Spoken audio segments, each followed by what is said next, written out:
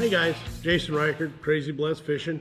So, as you guys know, on Wednesday at the tournament, the Meeks tournament, I was fishing, had a locker load of fish, and was headed back to weigh in.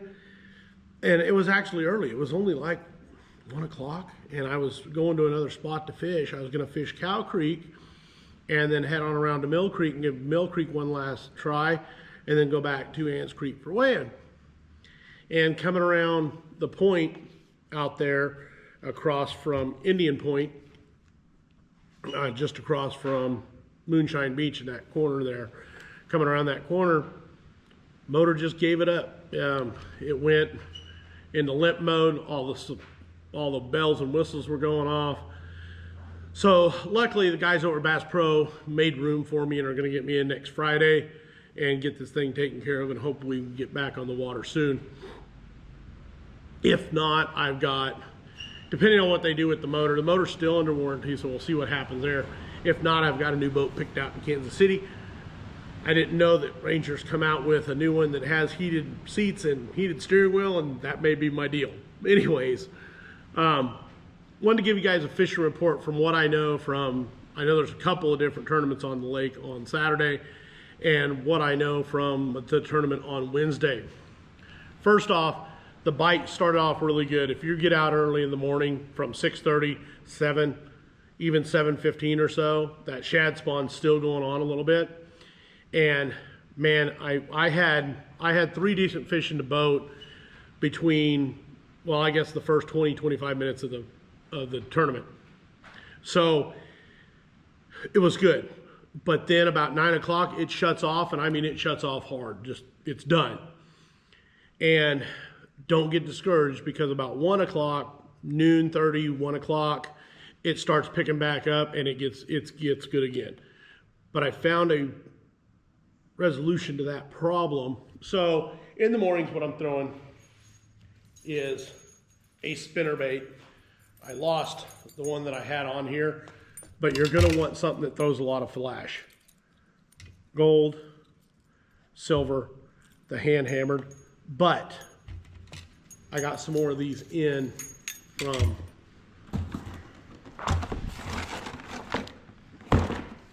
Tackle Warehouse, because I couldn't find them anywhere in Springfield or Branson.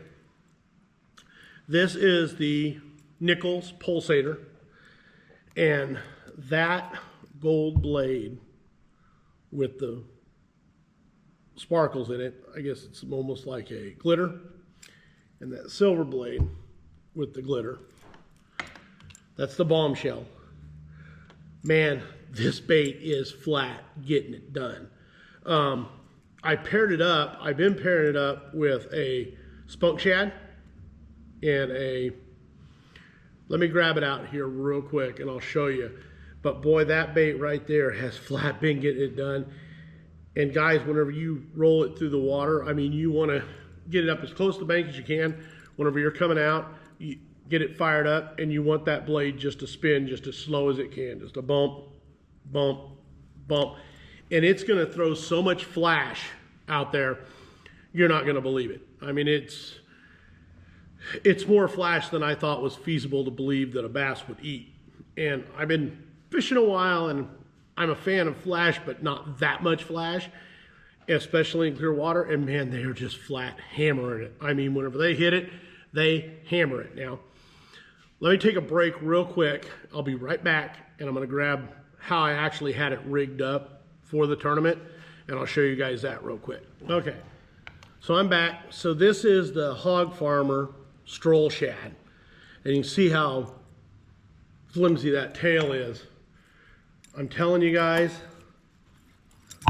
if I could pick this thing up, that's the ticket.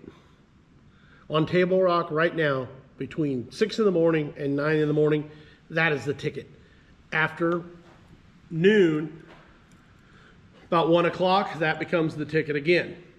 I can't say enough about it. Now you can find that, which is the Screaming Eagle. You can find it up at Bass Pro right now, and that is the blue herring. You see the light blue in it, a little bit of blue, a little bit of yellow. It's got a gold blade. Now you're gonna want it in the hammered, so it throws a little bit more flash, but this will work. This did produce a couple of fish after I broke the only one of these that I had. I went to this and I did catch a couple fish on it. They weren't hitting it as hard as they were hitting this, but it was producing fish. That being said, I don't run a trailer on the War Eagle. It's got that extra little tail and it doesn't seem to run as well with that tail.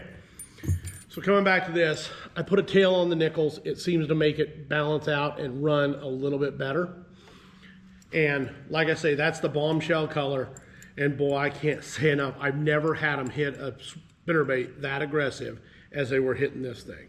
And literally it bent it so many times that it finally broke at the eye and I was out of luck with it.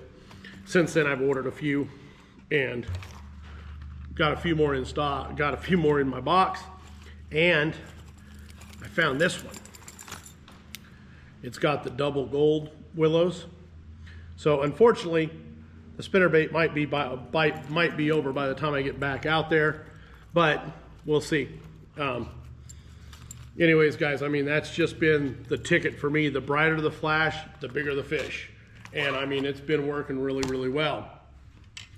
So I throw that, I'm seeing a lot, I got some feedback from some guys. I throw that on a Zodius, and that's a medium heavy, and that's only a 6'10" rod, and it's a medium heavy. I mean, it's pretty much like a pool cue. Let me get that off there. It's a lighter weight pool cue, but boy, it flat gets it done with sticking those fish. I ended up throwing that War Eagle whenever I lost that other one. I mean, you can see how far it bends back in the blank. It's stiff. I was throwing that on a medium action. That War Eagle on a medium action had a pretty good one eat it and missed him because it was a medium action. So you want to throw it on a medium heavy. I would even go heavy if I had to. I've got the luxury of doing it in a medium heavy, and I like that. And 6'10" because I like to be able to flip that thing right up to the bank. I'm not throwing it a long ways. I'm only throwing it 10 or 12 feet. So I'm not too worried about having a long rod. I'd rather have a shorter rod to where I can skim the top of that water and skip that thing a little bit. Now, I'm no professional skipper by any means, but the fact is if you can skip it up underneath some of that low-hanging brush, you'll catch fish there. So when they're shut down, when they were shut down, I was beating my head against the wall, couldn't figure it out. Finally, I guess about 11 o'clock, I picked up my BFS rig, took off my Wacky Rig Cinco, and put on an 1/8 ounce guppy head. That's that. Oh man, I cannot remember the name of baits anymore to save my life. That's a Dirty Jigs guppy head. So Dirty Jigs guppy head, 1/8 ounce. It's got the short hook in it, and that is a 2.5 Kitech Sexy Shad right there. And now, here's the thing. I wasn't catching quality fish, but I was catching gobs of fish. What I was finding is, if I caught one, there was 2 or 3 more there. Flip it out, catch one, flip it out, catch one, flip it out, catch one. About the 3rd or 4th fish would actually end up being a quality fish that you could keep. It's not saying he's a great fish, but he's a fish that would be weighable and you could put him in the locker and have him for a fish that if you didn't have 5. That was working. Even whenever the day got dead calm and you couldn't catch a fish and buy a bite, that was working. Talked to another guy on the water. He had the same, well, 2 other guys on the water had the same issue as me. At 9 o'clock, they would just flat shut down. So keep that in mind this weekend whenever you're fishing, that between 9 and 1, it may be a shutdown. Now, it may change by then. It may not be too bad, but it was a flat shutdown. Anyways, guys, I hope this helps for this weekend. I'm going to get this out right now. It's about 1 o'clock, so by 2, 3 o'clock, you should have it. Good luck this weekend, guys. I won't be out on the water. Actually, I will be. I'm going to probably take my skis out and mess around with the wife and go have some lunch on the skis or something and just enjoy the day. I don't have to fish. Well, don't have to fish, don't get to fish because my boat is broken. It's kind of interesting. I pulled the cover off my motor, and I'm not a motorhead or a gearhead by any means, but I pulled it off, and yeah, you might as well be looking at it with the motor cover on these new Mercuries, the 4-stroke 250s. I mean, it doesn't really look a whole heck of a lot different with the cover off than with the cover on. Everything's smooth and under covers and everything else. It's a nightmare. So anyways, I hope the boys at Bass Pro have good luck and can get me back up and fired up on next Friday before Saturday, and I can get back out on the water. Anyways, guys, have a blessed week. Have a blessed weekend. Get out there, catch some fish. And you know what? If you catch a good one, send me the pictures. I'd love to see it. I ain't going to be able to fish, so I'm going to be going nuts with, needing as much fish feedback as I can get. So if you catch a good fish, or even if you just want to show me your mess of fish, send it on to the comments. I'd be glad to see it. Anyways, guys, have a blessed week. Have a great weekend. Looking forward to it. We'll talk to you guys soon.